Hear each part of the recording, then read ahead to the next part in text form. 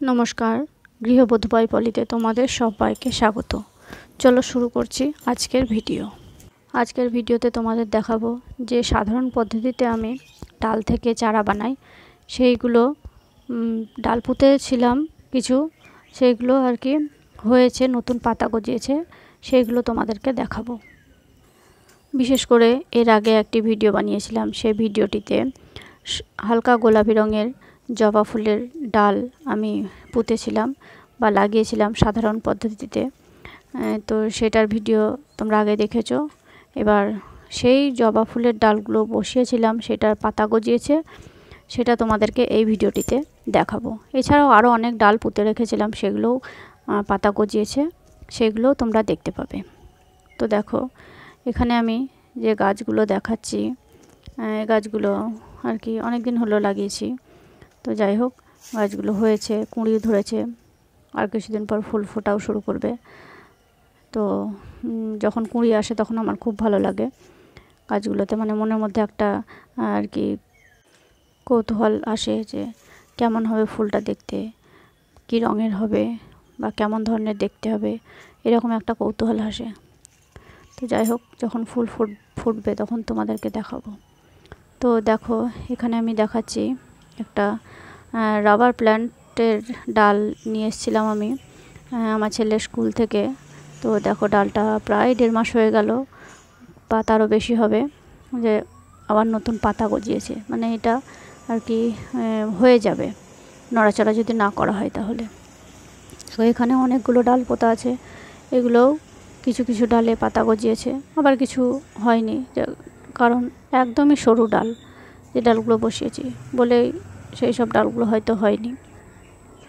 তো আমি এভাবে খুব সাধারণ পদ্ধতিতে, মানে গাছের ডাল কেটে নিয়ে এসে এরকম মাটিতে আর কি পুঁতে রেখে দিই, বা যাই হোক কোনো স্যাঁতসেঁতে জায়গায় পুঁতে রেখে দিই, দিয়েই কিন্তু এভাবেই চারাগুলো তৈরি হয়।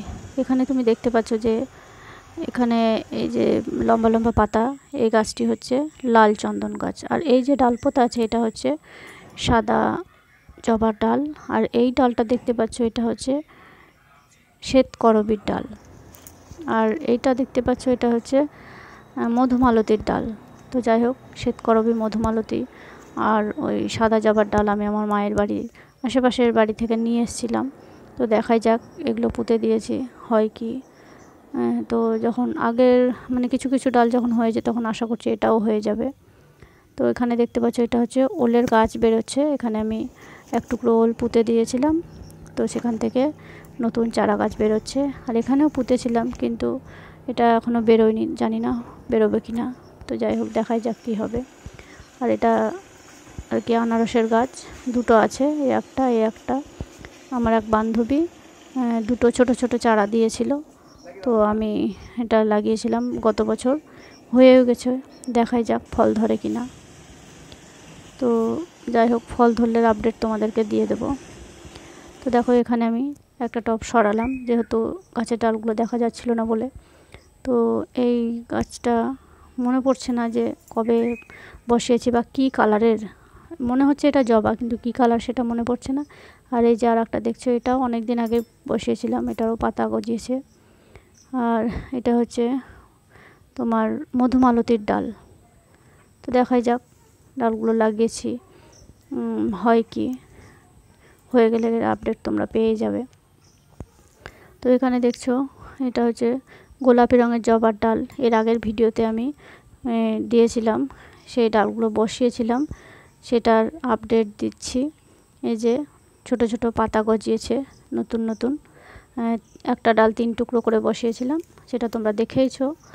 তো এখানে মানে 2টো টুকরো হয়েছে, আর একটা টুকরোতে পাতা গজায়নি দেখতে পাচ্ছি, জানি না পরে এখন গজাবে কি না, গজাতেও পারে নাও পারে, কিন্তু 2টো চারা হয়ে গেছে, এতে আমি খুশি। তো এভাবেই আমি সাধারণ পদ্ধতিতেই ডাল থেকে চারা বানাই, কোনো ওষুধপত্র বা কোনো কিছুই আমি সেরকমভাবে ইউজ করি না। তো যাই হোক, হয়ে যায়, এটা আমার ভাগ্য ভালো তাই হয়। আর এটা দেখছো কুন্দ ফুলের গাছ, এটা আমি নার্সারি থেকে নিয়ে এসেছিলাম। এই গাছটি প্রচুর ফুল দিয়েছে এবার। প্রতিবার শীতকালে পুজো দেওয়ার জন্য ফুল কিনতে হয়, কিন্তু এবারে কিনতে হয়নি। যেহেতু কুন্দু ফুলের গাছটাতে অনেক ফুল ফুটেছিল। তো যাই হোক, ভিডিওটি সম্পর্কে কিছু বলার থাকলে অবশ্যই কমেন্ট করো, আর ভিডিওটি ভালো লাগলে একটা লাইক অবশ্যই করো। আজকে এই পর্যন্তই, আবার আসবো নতুন কোনো ভিডিও নিয়ে। ততক্ষণে ভালো থেকো, সুস্থ থেকো। নমস্কার।